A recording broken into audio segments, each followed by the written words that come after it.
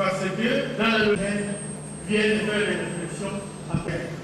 Le professeur Bouddha, que beaucoup ne connaissent pas, il est là, il vient.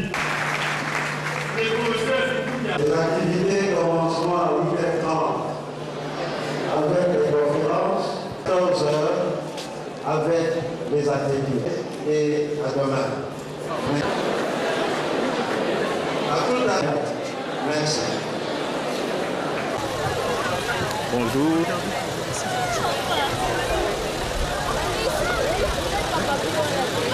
Professeur Ngombe David.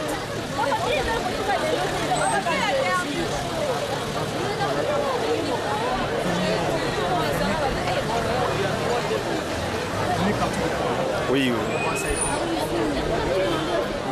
Bon, je trouve que c'est un événement extrêmement important, pour autant qu'il parle des questions d'urgence de grande actualité aujourd'hui dans le monde. Et ce colloque qui s'est fait comme une relecture de l'encyclique Laudato Si au sujet de l'écologie, des urgences écologiques, est quelque chose de très interpellant pour nous en tant qu'Africains. Nous en faisons une réception ici, nous en faisons une recontextualisation et cela fait partie, n'est-ce pas, de ce que l'Afrique peut apporter à divers milieux, à divers moments, à divers titres, n'est-ce pas, dans les réactions pour conscientiser les populations aux questions d'urgence au sujet de l'environnement. Je crois que nous ne sommes pas les seuls à le faire. Partout dans le monde, des gens ont réagi par rapport à l'encyclique du pape qui est très critique sur un certain nombre de démarches qui avaient déjà été faites en matière d'écologie.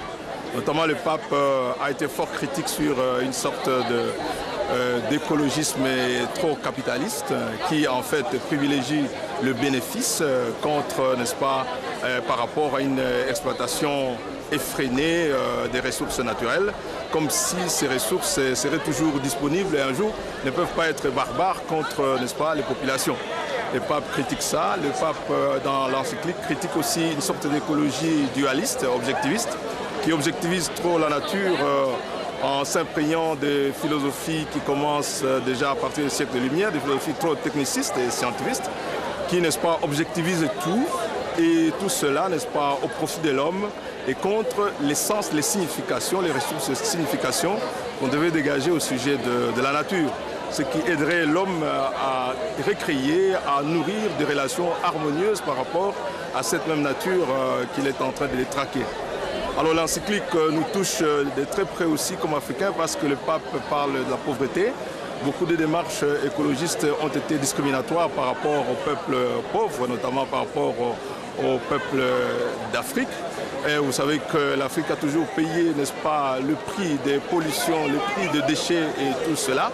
L'Afrique a payé le prix des exploitations unilatérales pour enrichir les riches, alors que, n'est-ce pas, elle aurait pu requérir aussi en retour la dette des grands pollueurs de l'écosystème.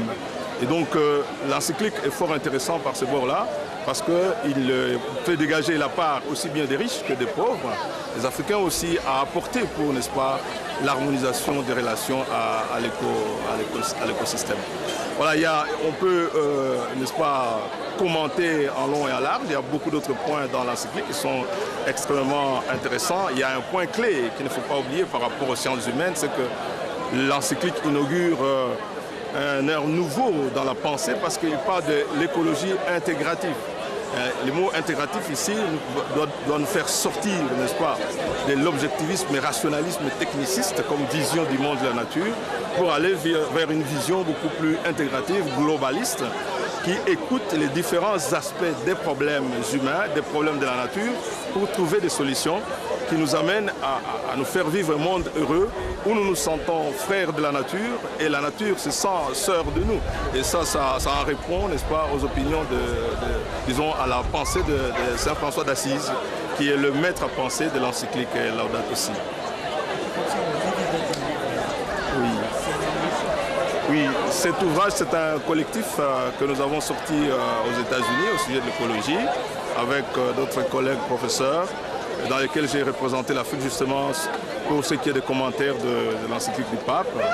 Et c'est un livre tout à fait particulier parce qu'un certain nombre de professeurs, c'est des milieux protestants, ils ne sont pas catholiques, mais qui ont beaucoup apprécié le courage du pape de poser les problèmes écologiques en termes de critiques par rapport au mouvement exploitationniste, capitaliste par exemple, qui n'est-ce pas, de manière unilatérale, recherche, n'est-ce pas, du bénéfice et jusqu'à aller ponctionner, n'est-ce pas, les ressources naturelles jusqu'au bout, à les épuiser, comme si ces ressources seraient toujours infiniment disponibles et ne peuvent pas être un jour barbares contre les exploitants eux-mêmes. Et donc ce concept-là a été fort apprécié par le monde de collègues américains, n'est-ce pas, qui ont produit cet ouvrage avec nous. Mon texte à moi se trouve à l'intérieur, à la page 120.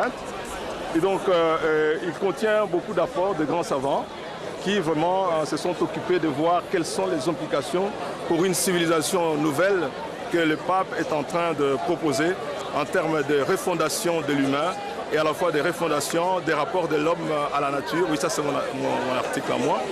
Donc, en termes de refondation de l'humain, refondation des rapports de l'homme à la nature et des rapports de la nature à l'homme pour créer, n'est-ce pas, un common home, comme on dit, une maison commune où il fait bon vivre pour tous. Parce que, en fait, la sonnette d'alarme ici, c'est que notre gestion de la nature nous entraîne vers des perspectives qui sont vraiment, qui nous font poser des questions sur l'avenir de la survie de tous, aussi bien de la nature elle-même comme écosystème que des humains, voilà, à tous les niveaux. Et l'encyclique concerne vraiment tous les espaces de la Terre, en particulier chez nous. Vous voyez, on vient d'évoquer des problèmes de pollution dans lesquels nous vivons, dans les grandes villes comme ici à Kinshasa, des choses indescriptibles dans l'insalubrité.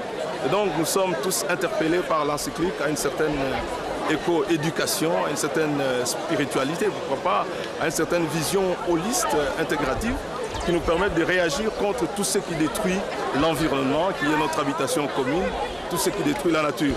Je souhaite que de ce colloque ressortent des propositions des scientifiques. On va essayer de filtrer cette encyclique. En relation avec ce qui se fait ici, c'est aussi intéressant parce qu'ici aussi, on parle de la réception, n'est-ce pas, de cette encyclique. Les profs vont essayer de réagir par rapport aux interpellations du pape et essayer de voir qu'est-ce qui peut être canalisé pour l'éducation de la population, n'est-ce pas, à participer à une bonne gestion de l'écologie.